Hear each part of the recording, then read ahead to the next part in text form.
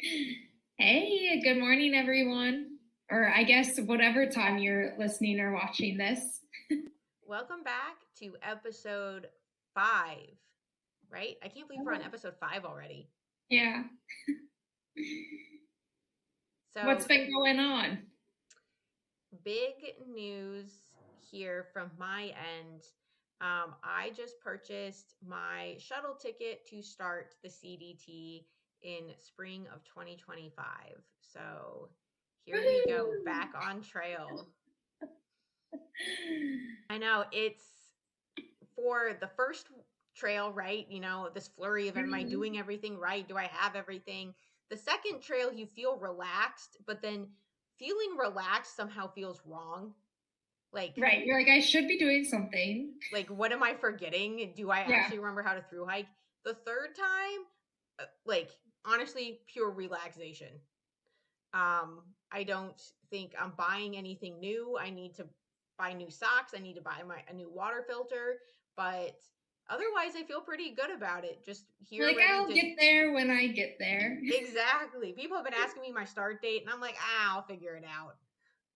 Okay, but you officially have one now. I officially have one, April 21st. Okay, okay. Awesome. Yeah.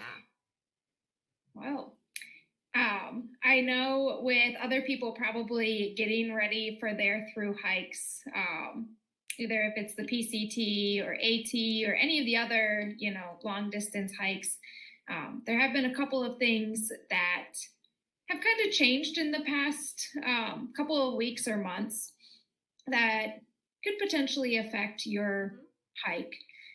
Specifically with the PCT, I know Canada did close that access point. So you now have to enter Canada at a legitimate, um, what is it called? Border crossing. Yep, a Yeah, manned border crossing. yeah. So we did a webinar like a month ago, over a month ago on it. And one of Mm-hmm. the things we recommended was do your Canadian entry permit before you get on trail. And that is now a thing of the past. There's Yeah. no entry into Canada from the PCT. Yep. So just keep that in mind. I know a lot of people who are going no-bow, you have plenty of time to figure out what you're going to do.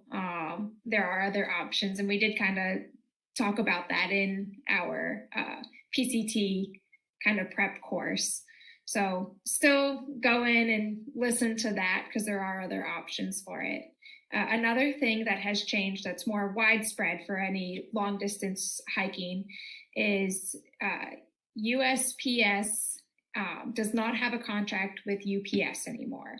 So, how that's going to affect you is if you send anything, um, general delivery, assure that whatever you're sending is being sent using USPS as the carrier. If you use any other type of carrier, it's likely that they won't hold it for you. Yep. And that's always been the case with general delivery. General delivery was always supposed to be an offering that was used only if you use them as your carrier. We found though that some post offices had been pretty Mhm. lenient and would accept things from UPS. They might accept it and they just charge you shipping on it. But some new news articles out there now about the ending of this contract that the receiving will just be denied outright and could make it hard to track down your package. So just I would say be extra cautious because you don't want to Yeah, spend your town day being like, where did my package go? Where are my shoes? And make sure that if you are doing general delivery, that you are sending with USPS. yeah. And then third update. Yep, a good one from the Appalachian Trail. They reopened a over 100-mile section of trail that had been closed following Hurricane Helene. It is now open and looks like it's ready for hikers. I have also seen several postings from trail towns in that North Carolina region welcoming tourists back. They're trying to get their local economy back up and running. So Mhm. that is really positive news for any of the AT hikers that could be starting as early as this week, honestly, Yeah. um, or in the next coming weeks, that you might find the trail in better shape, especially the southern section, than you might have been expecting.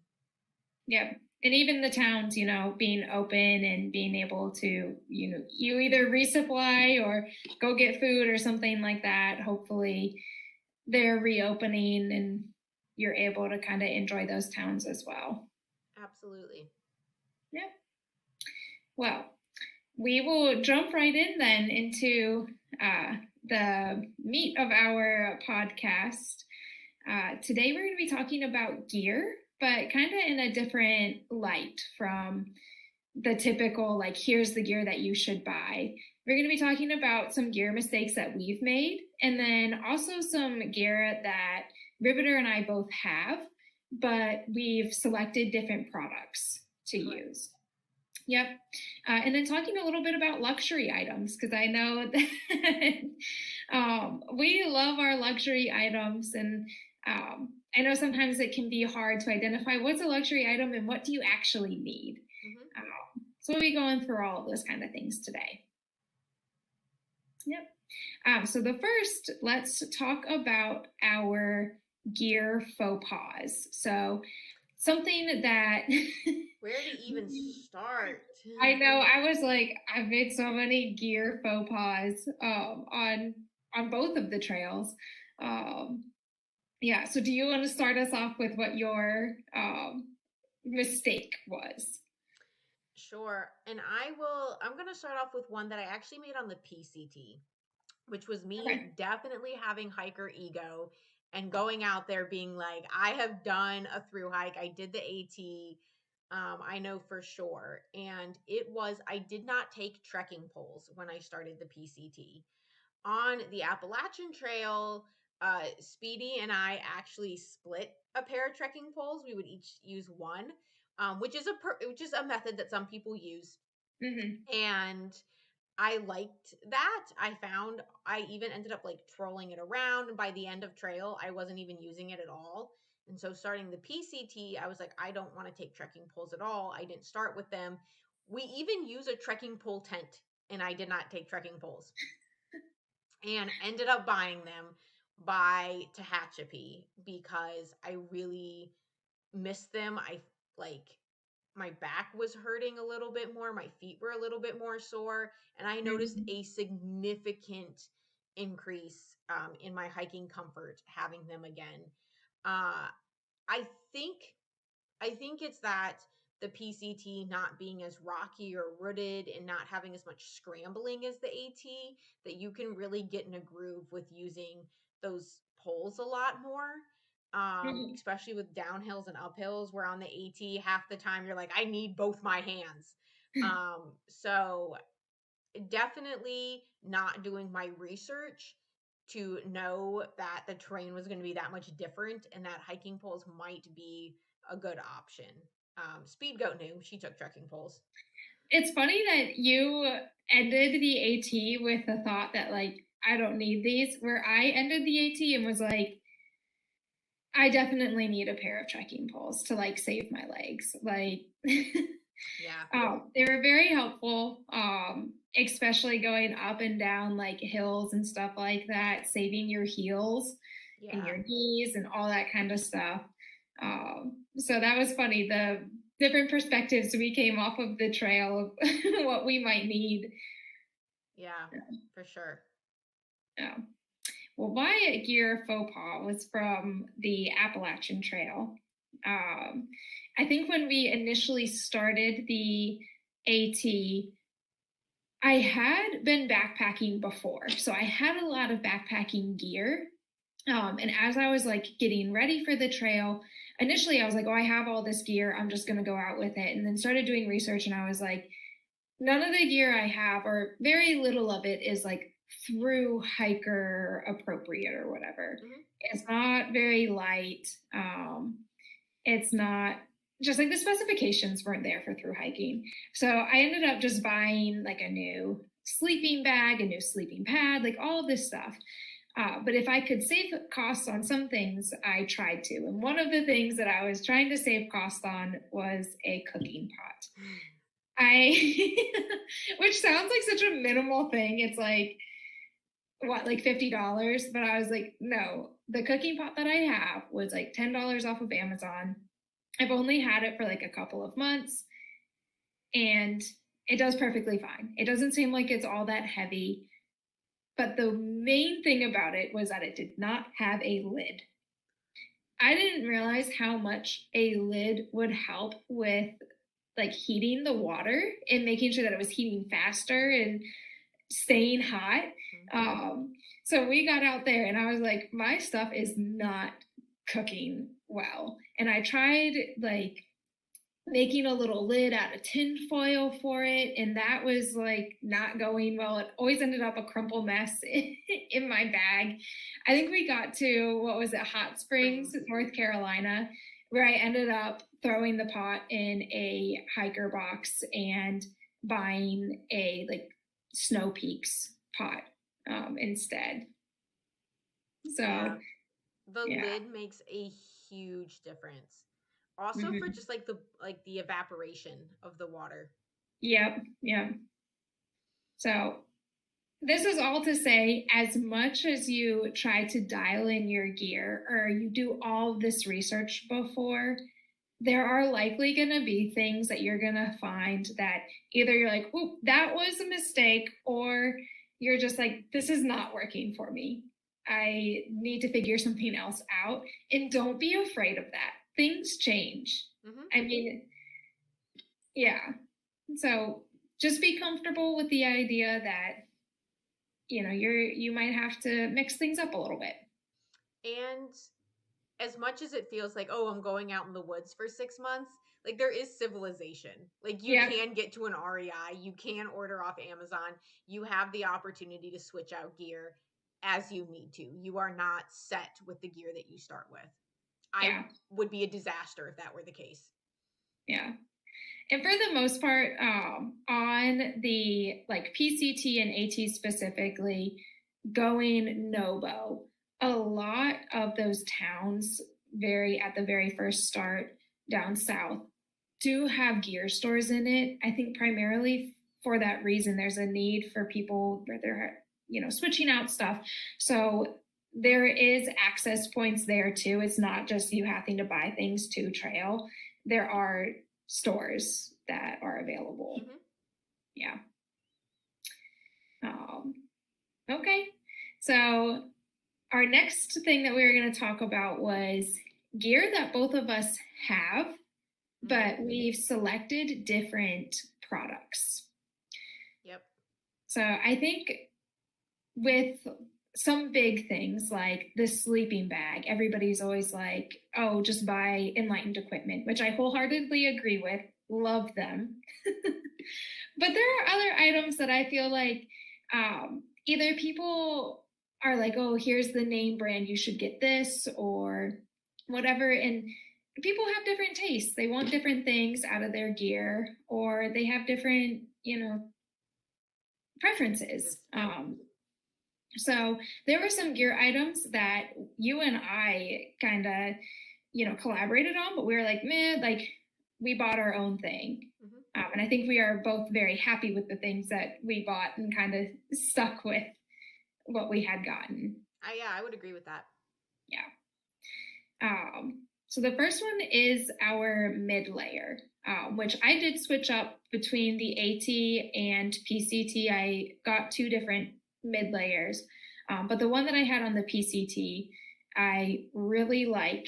I don't think I will swap from it for the foreseeable future. I use the Cinchi Designs mid layer.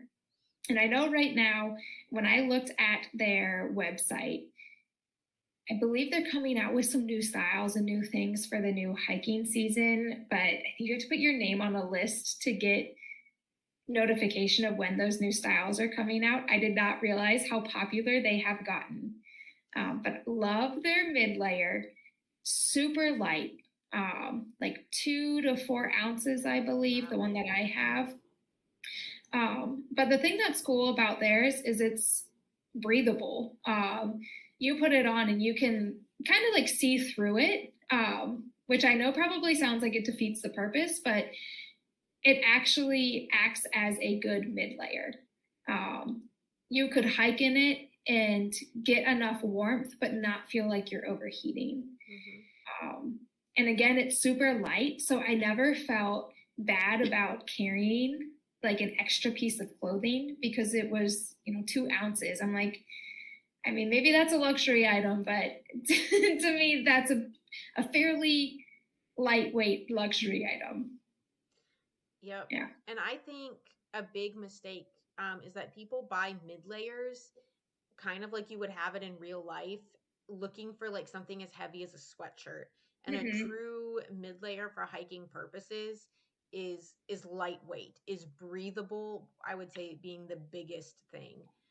Your puffy, that outer layer is going to be the real warmth thing. The mid layer is going to be more of an actual mid layer and not your sole warmth Yep. And I purpose. think that was the mistake I made on the AT is I got something that was a little bit more heavy duty and it never lasted. I would have it on in the morning and I think it might last 10 minutes and then I was like, I've got to get this off my body. It's so hot. Mm-hmm. Yeah. So the mid layer that I chose, and I took this on the AT. I did not bring a mid layer on the PCT, but I took this on the AT, and I love it. And I would take it if I was going on a trail where I needed a mid layer. I would take this one again, and it is the REI Swiftland pullover. It is made for trail running, which was the kind of first indicator to me that it was actually lightweight. So it was something that is built to be doing heavy exercise in. And so it is a full pullover. It has a hood with it. I liked that it also kind of has like a neck gaiter part Mm-hmm. that pulls up if you need it for wind blockage. It weighs 8.1 ounces, and it is the micro grid kind of fabric, which is a very popular design, especially following Melizanza, or Mellies, which are a popular hoodie for Mm-hmm. trails. My only thing with them is that they are very heavy. They're not as breathable. And the Swiftland one was a lot more breathable. It was also $60 when I bought it, which was a little bit of an easier cost for it. And it's Mm-hmm. REI, so if you don't like it, you can take it back. Unfortunately, they don't make it anymore. I went to their website this week and saw that it says unavailable. I have seen some of them sold like secondhand, but I absolutely love this pullover. I still trail run in it right now. It is incredibly breathable and 8 ounces. I mean, it's not your cinchi, it's not a 2 ounce weight, but 8 ounces for that mid layer, I thought was a good deal with the hood and everything with it. Mm-hmm. So, and the thing about this is that I just happened upon this. This was not anything I had ever seen on anyone else's gear list for a mid layer. I was just Googling like mid layers, running hoodies, microgrid, and this came up at REI. And I even went to REI and like walked around and like felt like touched all of their mid layers to be like, what feels light, what feels breathable. And I happened upon this one and love it, and I would not look back. Awesome. Yeah, that's funny because I feel like we have just very different techniques of picking out gear. I'm like, what is everybody else buying though? And No. you're like, I'm just gonna go off and find something that I think I like. One of the benefits of REI, it can be hard because they don't sell like a lot of through hiking things. Like they sell backpacking gear, but not a ton of Yeah. through hiking gear. But for the clothing, it was really nice to be able to lay your hands on it. As a first time hiker, right? You have no idea what any of this stuff is or how heavy. Like if someone told me 12 ounces, I would have been like, I don't know what that means. Right. So yeah, Like that sounds light, right? yeah. Like if we're talking about it in ounces, I mean, come on. Yeah.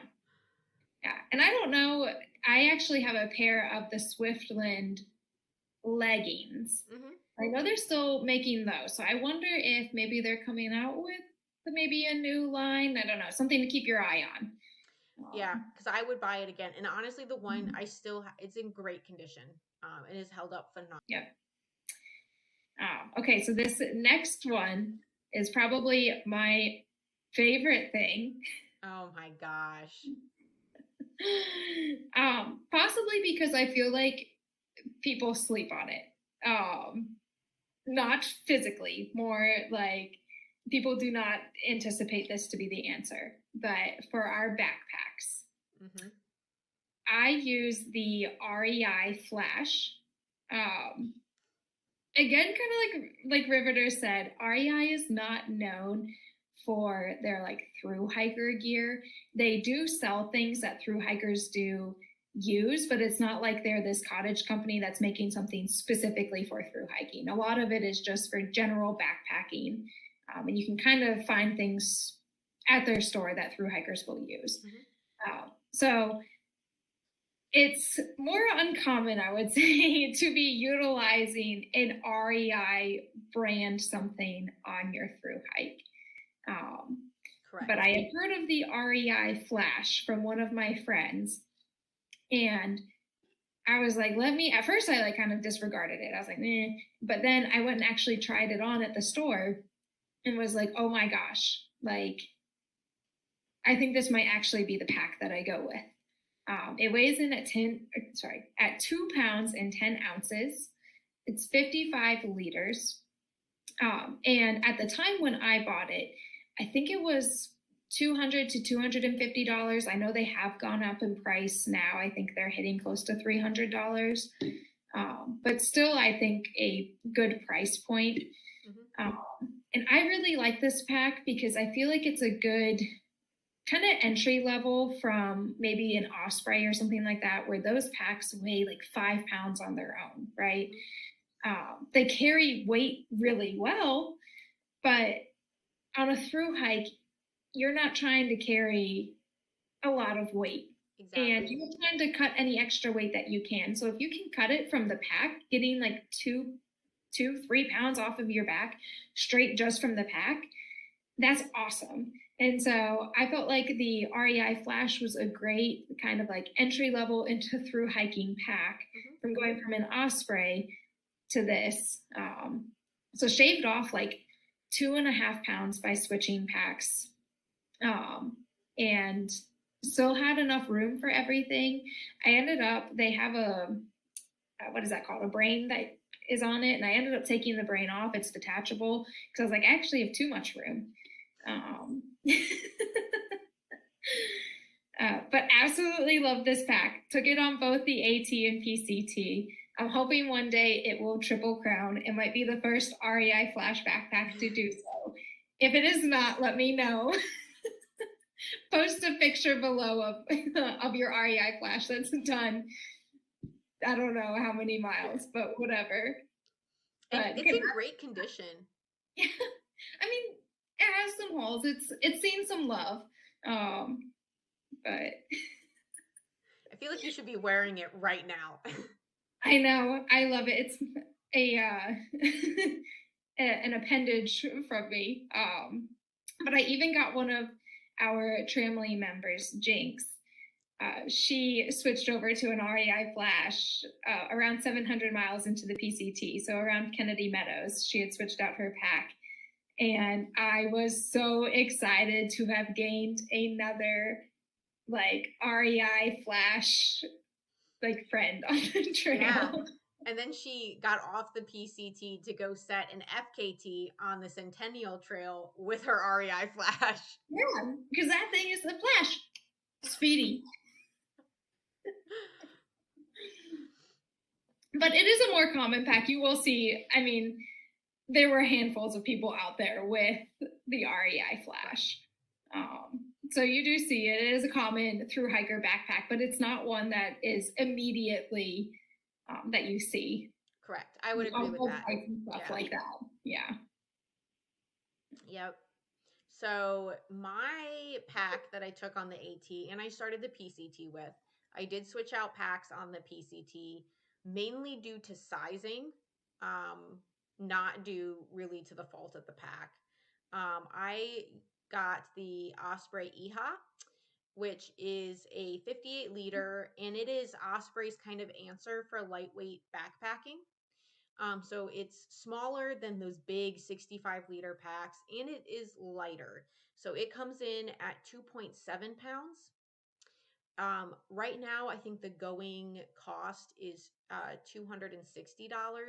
When I bought it, I got it for I think 190, and I absolutely love that pack. Osprey carries weight really well. It's known to do that. And for your first time through hiking and carrying, just getting used to a pack on your back day after day after day, Osprey was great for that.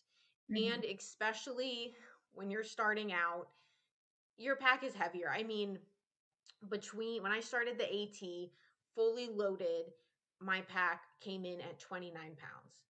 When I started the PCT fully loaded, same amount of water, same amount of food, my pack came in at 20 pounds.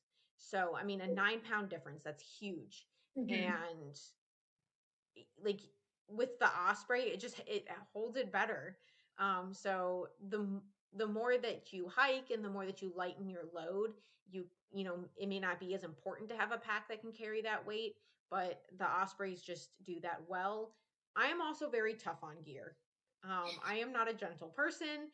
I will drop my pack pretty much anywhere, and Ospreys are built for that. The reason I ended up switching was because they do not have interchangeable hip belts, which is my one issue, honestly. And Mhm. it's and that's a very niche thing to find. So I was finding that it wasn't fitting me correctly because I couldn't get the hip belts down tight enough, and there was no way to change that out. So essentially, the pack just didn't fit me anymore. So I had to change. But I really do like that pack. I would recommend it to anyone. And I think the big thing with both our packs, especially starting out, is that they are packs you can try on at REI. Mhm. Yeah. I love the cottage companies. The UL packs are great, but you can't break them in. You can't try them on. You can't really get to know them. You have to buy it. Some of the return policies aren't fabulous, and you're dropping $300 to $400 on a pack you're not sure you're gonna like. And that's a really hard pill to swallow. It's really tough for me now, even as an experienced through hiker, and being able to go to REI and try on the Osprey and try on the Flash. We even tried on each other's packs at REI while we were deciding, Yeah.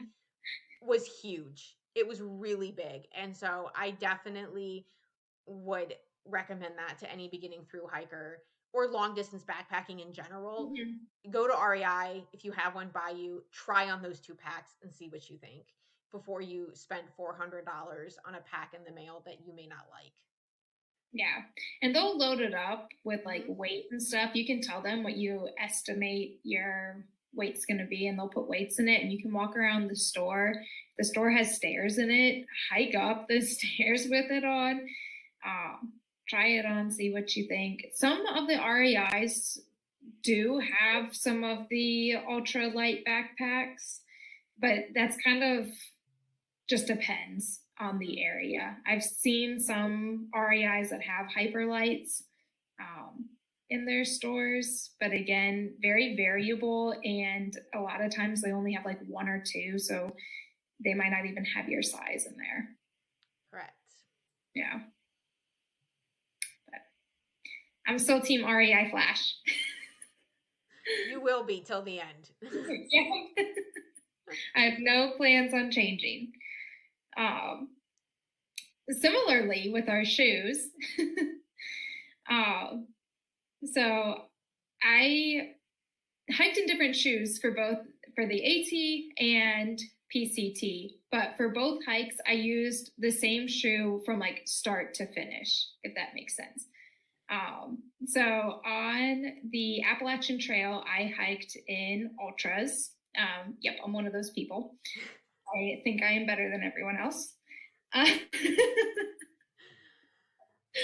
I hiked in the Ultra Lone Peaks, specifically because they have a wide toe box. I know that's kind of like their name to fame is that they have a shoe outprint that's similar to what a foot is. I have a wide foot, so even on top of having the wide foot box, I also wear a wide shoe. So I really liked Ultras for that reason. Um, the Lone Peaks have a zero drop, which didn't really affect me on the AT. I kind of liked it. I kind of like their tread is a little bit thinner than I feel like some other trail runners are, but I kind of liked being able to feel like the ground underneath my feet, which I know sounds really, I don't know, stupid, but I liked being able to feel kind of like some of the rocks and roots and kind of like feel where I was stepping. Um, the reason why I switched over on the PCT, I switched over to Topos, which same kind of thing. They have a wide toe box similar to the Ultras, but I switched over to the Ultra Ventures of Topos, which have a bigger drop. They have a 5 millimeter drop. And the reason I did that was I had heard that the PCT was not as rocky and like the terrain wasn't as rough. So I honestly was afraid that my feet were going to hurt from it just being flat, like the trail being kind of flat. So I was like, I want something with a little bit more cushion. Hokas don't do it for me. They're a little bit too far. And this was kind of a good in between an Ultra and like a Hoka. Mm-hmm. So I decided on the Topos, stayed with those the whole entire trail. I run in those in my everyday life. Absolutely love them. And I think you bring up a good point where a lot of people may not know the difference between what a drop is and what stack height is. Mm-hmm. And that those are actually two different features that you might look for in a shoe. Um, so, do you want to explain what the drop is in a shoe? Yeah, so the drop, it's pretty simple. It's just saying what the difference is between your heel and like the front of your foot is. So almost think of it like if you're wearing a high heel, your heel is going to be up here and like your toes are going to be down here. And so it's measuring that difference. So a zero drop means that there's zero. It's almost like wearing a Converse. 5 millimeter, it's going to be slightly like above. Versus stack height, which is just how much cushion is on the shoe in general. So Hokas are known to have a high stack height. There's just a lot of cushion on the shoe. So you could have a shoe that has a high stack height that is Mhm. zero drop because it's the same amount. It's a lot of cushion just throughout the entire shoe. That's not Yeah. super common, but those are things that you can look for in combination. So you can have a shoe that has a lot of cushion with a low drop or vice versa. Um, those don't you don't have to think it's a zero drop shoe. I have zero cushion on it, or a Yeah. low drop shoe. There is zero cushion on it. Yeah, that's a good point. Because I think Ultra Lone Peak specifically, they're like a zero drop with like very minimal cushion. But they do make other shoes that are zero drop, but with more tread and a little bit more cushion and things like that. Mm-hmm. Yeah. So I went through quite the shoe adventure on the Appalachian Trail. Went through four different pairs of shoes, all different brands, before I landed on my current shoe, which is actually the shoe that I run in, even before through hiking, which is an Asics shoe. And I gotta say, I have yet to meet someone else on a through hike who wears an Asics Trail Runner. So please give me a shout out if there are any of you out there. Um, I specifically used the Asics Gel Venture on my last shoe on the PCT or on the AT, and then that was the shoe I wore the entire time on the PCT. I am someone who needs a high drop. I get bad Achilles tendonitis, and the higher drop helps me with that. On the AT, it was pretty bad. A lot of like rough uphills, and it just the back of your heel legit ends up at this incline when you're going up, and it hurt. And so the high drop helps me.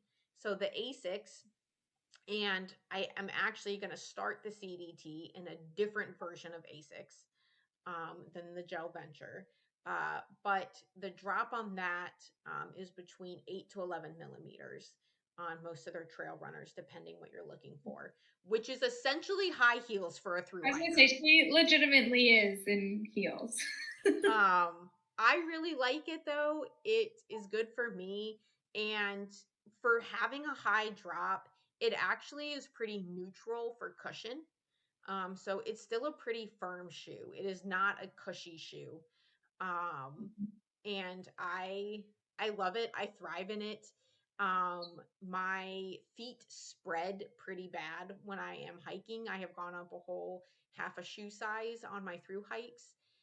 And so I just move up my half size in the gel ventures, and my feet still feel good in it. I do not have foot pain. My heel pain is gone. Um, Absolutely love it. Plus, they are the cheapest shoe I think you can buy. They were $50 a pair on Amazon when I did the PCT, which, man, is a Oh lot yeah. cheaper, half the cost of most of the other shoes out there. Yeah, the topos were running like 150. I think I found some like discount codes online, so I was able to bring that cost down to like 130, and that was like considered a steal to me. Um, so definitely a little bit more expensive there.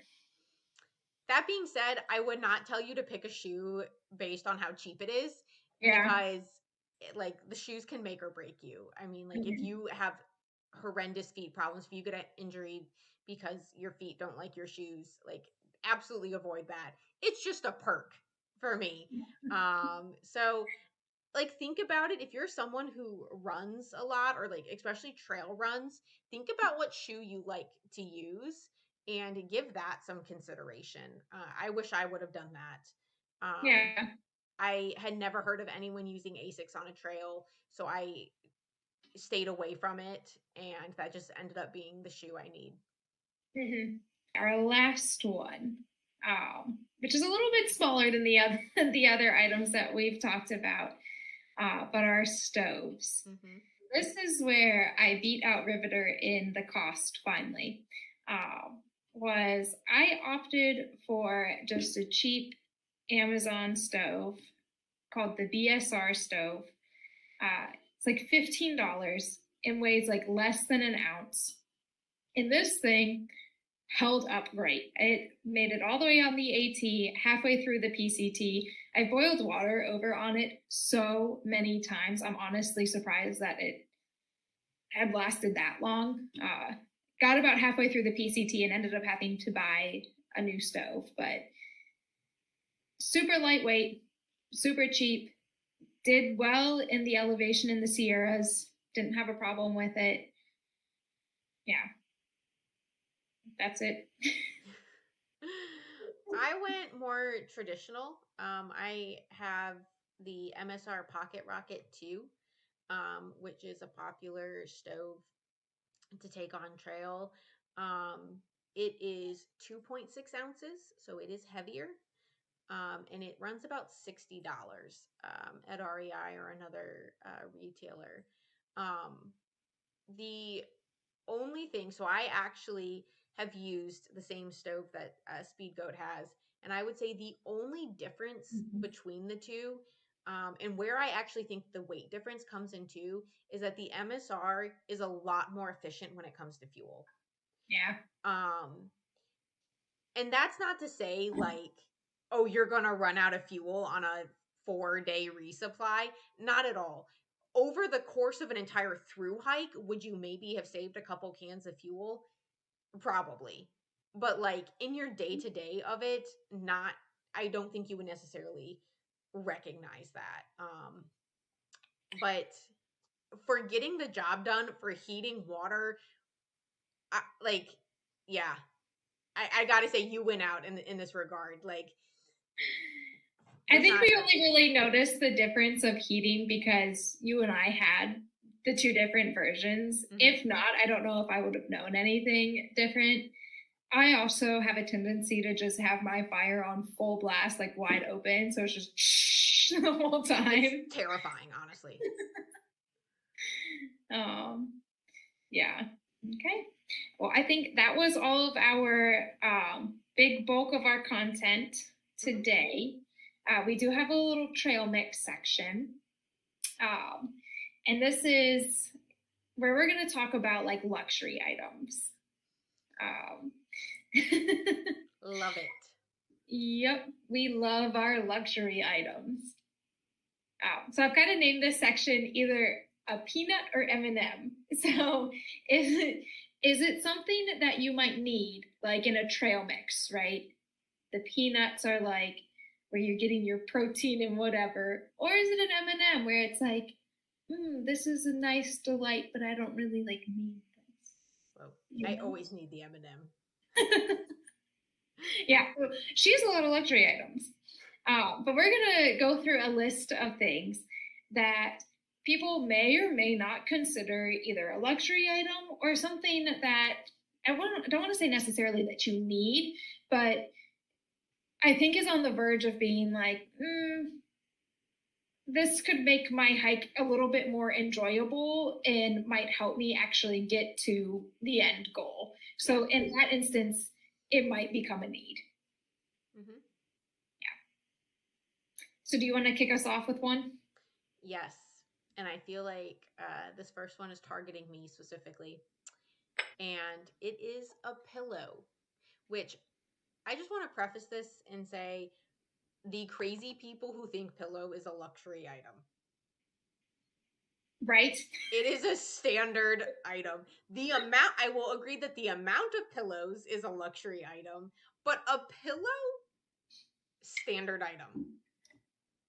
Yeah. I know a lot of people are like, oh, just use your clothes bag. No, it does not feel the same. Especially the people who I hear that say that, I'm like, do you even have enough clothes to make a pillow out of your clothing? One sock does not count. No. I would consider it more of like a necessary item because it helps you get better sleep and better recovery. And, you know, if I didn't have a pillow, I don't think I would wake up well rested. And I think that would get to me. Yes. No. So I will say the luxury part. I carry 2 pillows on trail, both backpacking pillows. Why I do that? Because I am a side sleeper, and in my everyday life, I sleep with a pillow between my knees. And I found on trail when I didn't do that, I was not getting as good of sleep. I was not as comfortable. And so when I started carrying 2 pillows, being able to have a pillow between my knees and one on my head like I do in everyday life, I was actually sleeping through the night. I was feeling as well rested. My hips were not hurting. And so I went that direction. I will fully acknowledge that a second pillow is a luxury item. I will take that 100%. For me though, it's like a peanut M&M. Okay. Like, I need it, but it's definitely better than a regular peanut. Okay. I think this next one is definitely going to be considered luxury right off the bat. Oh no. Are we about to lose all street cred here? Probably. This was something we actually added to our pack like halfway through the PCT. Oh no, I know where this is going. Which is like unheard of that you are like adding things. You know, usually you're trying to dial it in. We added a plate to our packs. So the story behind this was on the PCT, during the Sierras, you carry a bear can. It is required that you carry a hard shell, whatever. The bear can that we had has like the lid, and we got used to using the lid as like a plate where we would like set all of our stuff. We'd have our stove. So like we were making ourselves little like poo-poo platters of our stuff, like desserts and whatever. And we got so used to having this bear can as our plate that we were like actually kind of sad of getting rid of our bear can. Like I almost thought about keeping the bear can. One of the reasons because you can use the lid as the plate. yeah. So I went to REI when we had stopped in Truckee and bought plates for us. Now they are like plastic little ones. I mean, they don't weigh a ton, but it's definitely an extra item that you don't really need. It's not necessary. It was just more for pleasure. And I can post a picture of Riveter with her poo-poo platter of desserts on, I think it was on her plate. I'm looking up the plate right now. I'm trying to see how much it weighs, but like it cannot weigh more than an ounce. There's no way. I don't think so. Yeah. It's actually super, super light. Is it 1,010% extra? 100%. Yes. But if you've watched any of our stuff, if you've looked at any of our recipes, we are very into enjoying our food on trail. And I like to make stuffed peppers in the backcountry, and being able to do it on my plate is great. I love it. We can cut cheese really easily on it. Yes. I am taking this plate with me on my next hike. Yeah.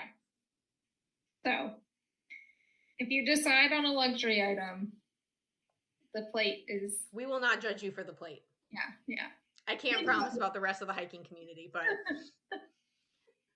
yeah. Next one. All right. So peanut or M&M on deodorant. I think it should be a peanut. We got on the AT. We did not start with any deodorant. I think we shared a tent. So like it was pretty strong in that tent. And I think you and I both were like, we can smell ourselves. We need something. Yeah. And it doesn't have to be the big one. Yeah. So we went left to our own devices. We do not zero very much, and I think that was part of it. We had gone like 15 days without a shower, or like really stopping in town to do that, and our clothes smelled worse than we did. Especially on the AT when it is like it's humid. I think it makes it worse. And getting the deodorant it helped. I felt like it prolonged the life of my clothes. Like, yeah, telling how bad my clothes were. And you can get the little travel deodorant. I actually like to find the men's one more. It covers up more. It does a better job than like smelling like a cucumber. So I like taking deodorant. There are many people who do not take deodorant and are fine. I have enjoyed having it. I feel better. I also wear antiperspirant in my regular life, so I like the feeling of antiperspirant. I like not feeling that sweat in my armpit as much. Yeah. I liked the little Dove makes them in their again travel size. There's something that Jinx, one of our trail members, had put us onto, but they were like the little like aerosol can of deodorant. Now it is cucumber flavor, so I guess Riv won't use it. But I liked that because you could like spray it on all different parts of your body, like your armpits, and then I would spray it on my feet. So I don't know. I liked it. It made me feel like I was like a little bit more put together. And then you can also, spray that on when you're about to get into a hitch. I mean, I think it's like putting lipstick on a pig at that point, but made me feel better. Yeah. No. So the next one was an item you didn't carry. No. But I did. So I want your thoughts on it. Okay. A gas refill valve. So what this does is it helps transfer gas from canister to canister. So if you have like a gas canister that's half full, you could refill it with another gas canister that is like partially full, so that you're not having to buy gas canisters every single time you go into town or every single time your gas canister runs out. So it's just this teeny tiny little like valve thing that you screw on, that will help transfer. Yeah. Do you know how much it weighs? No, I believe it's probably like maybe an ounce or 2 ounce at most. It can't be Yeah. more than two. There's definitely money saving to it because you'll be heading into like a 4 day resupply and be like, ooh, I have gas for maybe 2 days, but not 4 days. So now I have Mhm. to get rid of this canister and buy a whole new one. So like there is that money element to it, especially because these half filled gas canisters that you're transferring over are coming from hiker boxes. So you're Yes. getting it for free. But where I really saw it on the PCT, and on the AT, this didn't happen as much, is that sometimes it can be hard to find places that sell fuel. And like a place might have a hiker box where you can find a half used gas canister, but you can't find a place that is selling the smaller gas canisters. Mhm. Um, so being able to have that option to get gas when you can't buy it, was huge. And I think actually helped us a couple times, that you were able to fill up gas from a hiker box. Not saying that like if you will never be able to find gas, you need to go buy one of these. Mhm. Like you will be fine. It was just more like a convenience item, that I definitely would carry, uh, especially being in a tramley that primarily cold soaks. You do not have that backup of like, ooh, someone else is gonna have gas if I run out. It's Yeah. like if I don't have gas, I'm eating cold food, and that's not happening. Yeah. I would I definitely loved it. I don't think it's a necessary item. So Correct. I do kind of put it more into that like luxury kind of An M&A side for of sure. things. Yeah. Um, but for the weight of it, I mean, I felt like it was well worth its weight to have. And it's like $10 off of Amazon. It's not an expensive thing. Okay, we'll do a couple more. Um, So one of them is, I think, a big controversial luxury item, and it is camp shoes. mhm. So camp shoes being like a lighter, like flip flop sandal type shoe that you can wear when you get to camp to not be wearing your trail runners around. Yes. And I um, was going to bat for these things at the beginning of the PCT because when Riveter told me she wasn't bringing camp shoes, I felt bad and I was like, maybe I shouldn't either. And I was trying to convince her that this was something that you needed, and she was trying to convince me, being like, "No, you don't need these." Um, so I ended up leaving my camp shoes for the PCT and missed them for probably the first like 2 weeks, and then after that, I got over it, and I don't Yeah. think I'll ever go back. No. I put camp shoes pure M&M. People will give Mhm. you all sorts of reasons for it. They'll tell you your feet need to breathe. They'll tell you you need to have a pair of backup shoes in case something happens with your trail runners. But it's added weight, and they're never that light. Um, it's honestly not that big of a hassle to just like slip your trail runner Mhm. on to go to the bathroom or to go get water. I just it really is a pure luxury item, and I wouldn't even say it was that luxurious. I would say I can see it a little bit on the AT because when it's raining and your feet are wet, it is nice to have an alternative to wear that's not wet. But do I think it's worth the like added weight and stuff like that? Again, I think it's something that you miss initially, and then once you kind of like 2 weeks after, I think you won't even really Notice it. realize. Yeah. Yeah. Okay. We'll do like I think two more. One of them will be something that you carried, and one will be something that I carried. So I'll do the one that I carried. I want to Okay. get your perspective. Was I carried for sleeping an eye mask in earplugs. Would you consider this luxury or Honestly, for you, absolutely not. Because not? I this need. girl is the most extra when it comes to sleeping. Like, when she's catching her Z's, she needs, like, the perfect ambiance. Um, and no light and no sound are part of that. So I really don't know because sleep is such an important thing on trail. And like, if you're getting good sleep, your body is going to recover. You're going to feel it so much. And if that's what it takes for you to have a good night's sleep, I would say do it. Not, it's, I would not consider it a luxury item if that's what you need to have a good night's sleep.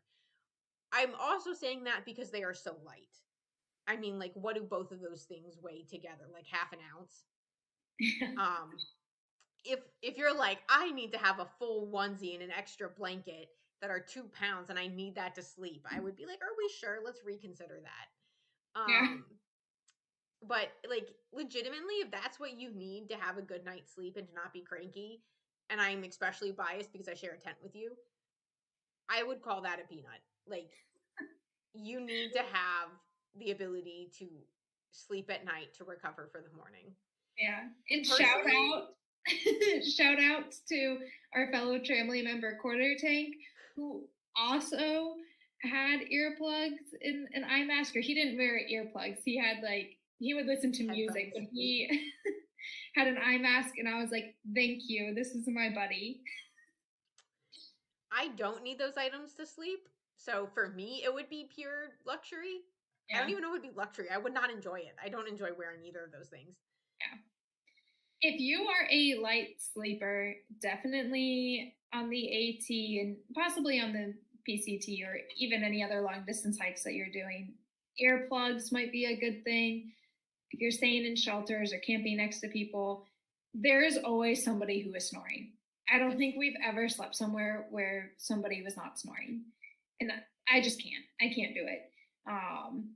So carrying a pair of earplugs, if you end up not using them, ditch them. But it's good to have just in Yeah, case. 100%. Yeah. And she would rely on me to be the one to keep my Oh ear yeah. out for the mice. So I would do my fair share of smacking mice off the side of our tent. Yeah. That's the other part to the earplugs is having somebody else who can be your ears. Yes. Okay. So the item you carried um, was a note. Notebook. Yes. So I liked to journal on both trails, and not in like a blogging standpoint, in like a for my personal use, just write down like things that happened during the day. And looking back now, I love that I did that. I love that I have journals for my past two through hikes with the day breakdowns. I really enjoy it. I actually hate journaling. Like, I would complain about it bitterly every night of like, I don't want to do this. But looking back on it, I really, really love having those journals. And I wanted to write it. I did not want to type it on my phone, which I think is a common thing that some people will do who keep journals. I thought that writing it down was gonna weirdly force me to do it more. Um, and that it would feel more personal and that I wouldn't just do a couple sentences. Um, so I will acknowledge it is 100% a luxury item to take something with me that I could have done on my phone with an item I already had. Would you agree with that? Yes. But I think this is Plug City. Plug the notebook that you use because it's not just like one of those big like Yeah. school like college, notebooks. So I use Write in Rain. They're a little bit more expensive, but they are a lightweight spiral notebook. And the great thing about them is that their pages are resistant, meaning that if you use a pencil or the correct pen with it, if it gets wet, it doesn't ruin the paper and it doesn't smudge out your writing. So that was part of the reason I used it. The other part is that it is like one of the lightest journals that you can possibly find. It is not very heavy at all. I Yeah. do go We're like, through I mean, it's like that big. I don't yeah. know. Like, not. It's not massive. Yep. Mhm. I do go through multiple on a trail. I go through about 3 to 4. And that's where I just mail one home and then order a new one out to trail for it. And I've just really enjoyed carrying it. I will continue to do it. It is an M&M, but I like having that connection. If you enjoy writing things down, I cannot recommend this type of journal enough. It is going to be way, way, way less than carrying a big notebook. And again, it's very durable. I've never had a page rip. I've never like had to get wet and lost things. Like it's going to hold up on trail in a way you might be worried about another one in your pack. Yeah. I mean, a luxury item, but I think a well worth luxury item. Mm-hmm. Yeah. Yep. No regrets for that for the journal. Yep. So this is all to say that everybody's pack is going to look different, especially if you use the REI Flash. Um, but everybody's gear is going to be different. There are a few staple items that people, really stick to, but some other things, it's up to your preference and up to what you want, and up to the specifications. And so, I was a little bit more mainstream in some of the things that I picked, but you don't have to be that way. Yep, absolutely. Yeah. Well, thank you for tuning in for another Trails Unpacked podcast. Please feel free to drop any questions that you might have, or let us know if there's any luxury items you carry or any other brands of things that you really like that you would like other people to maybe know about. Mm-hmm. And like, share, subscribe. Yep. Thanks for watching. Thanks.